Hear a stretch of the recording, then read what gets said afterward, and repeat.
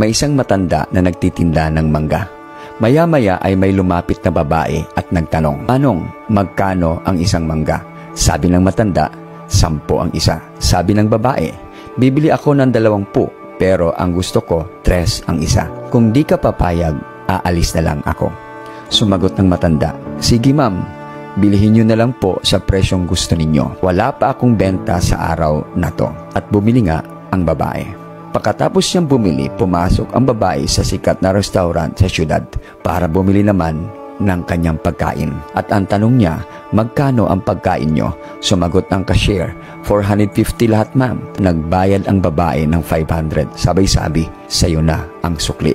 Itong istoryang ito ay normal lang sa mga taong may pera. Pero napaka-unfair naman sa parte ng matanda na nagtitinda. Bakit may ilan sa atin na nagdadamot sa mga taong kailangan ng tulong natin? Pero mapagbigay naman tayo sa mga taong hindi naman kailangan ng tulong. Mga kaibigan, gamitin mo yung pera mo para maayos ang ugali mo. Huwag mong ipakita ang ugali mo para lalong dumami ang pera mo.